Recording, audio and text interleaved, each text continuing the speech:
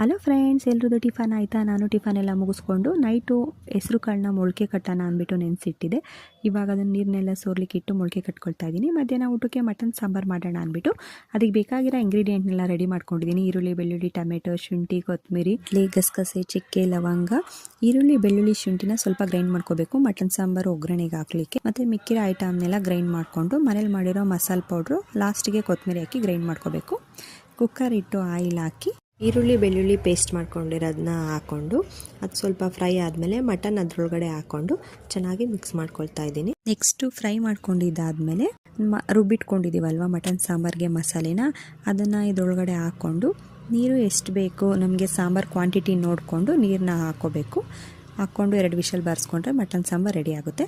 ಸಾಂಬಾರಲ್ಲಿರೋ ಪೀಸ್ಗಳನ್ನೇ ತೊಗೊಂಡು mutton fry ಯಾವ ರೀತಿ ಮಾಡೋದು ಅಂತ ತೋರಿಸ್ಕೊಡ್ತೀನಿ. ನಮ್ಮ ಕಡೆ ಈ ರೀತಿ ಮಾಡ್ತಾರೆ, ತುಂಬ ಚೆನ್ನಾಗಿರುತ್ತೆ, ಟೇಸ್ಟಿಯಾಗಿರುತ್ತೆ. ಸಾಂಬಾರಲ್ಲಿರೋ ಮಟನ್ ಪೀಸ್ಗಳನ್ನೇ ಎತ್ಕೊಂಡು ಫ್ರೈ ಮಾಡ್ಕೊಳ್ಳೋದು. ಸಾಂಬಾರಿಗೆ ರುಬ್ಬಿರೋ ಮಸಾಲೆನ ಸ್ವಲ್ಪ ಎತ್ತಿಟ್ಕೋಬೇಕು. ಬಾಣಲಿ ಇಟ್ಟು ಆಯಿಲ್ ಹಾಕಿ ಇದಕ್ಕೆ ಬೇಕಾಗಿರೋದು ಜಜ್ಕೊಂಡಿರೋ ಬೆಳ್ಳುಳ್ಳಿ ಒಗ್ಗರಣೆ ಕೊಡಬೇಕು.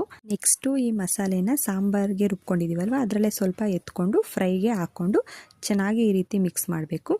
ಸ್ವಲ್ಪ ಪೆಪ್ಪರ್ನ ಕುಟ್ಟಣಿಗೆಯಲ್ಲಿ ಕುಟ್ಟಿ ಹಾಕೋಬೇಕು, ಆವಾಗ ಟೇಸ್ಟು ತುಂಬ ಚೆನ್ನಾಗಿ ಬರುತ್ತೆ. ಈ ರೀತಿ ಎಣ್ಣೆ ಬಿಟ್ಕೊಳ್ಬೇಕು. ಸ್ವಲ್ಪ ಗರಂ ಮಸಾಲ, ಸಾಲ್ಟು ಹಾಕಿ ಮಿಕ್ಸ್ ಮಾಡಿ. ಇದನ್ನು ನಮ್ಮ ಮನೆಯವ್ರ ಅಮ್ಮ ಈ ರೀತಿ ಊರಲ್ಲಿ ಮಾಡ್ತಾಯಿದ್ರು. ಅವ್ರ ಕೈ ಟೇಸ್ಟು ತುಂಬ ಚೆನ್ನಾಗಿರ್ತಿತ್ತು. ನಾವು ಅದೇ ಥರ ಮಾಡ್ತಾ ಇದ್ದೀವಿ.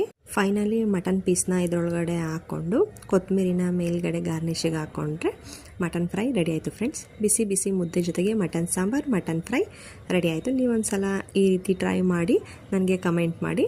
ಇವತ್ತು ನನ್ನ ಫ್ರೆಂಡ್ನ ಮೀಟ್ ಮಾಡಿದೆ. ಇವತ್ತಿನ ವಿಡಿಯೋ ಇದಾಗಿತ್ತು ಫ್ರೆಂಡ್ಸ್. ವಿಡಿಯೋ ಇಷ್ಟ ಆದರೆ ಪ್ಲೀಸ್ ಒಂದು like, share, comment and subscribe ಮಾಡಿ friends. Thank you for watching. Bye friends.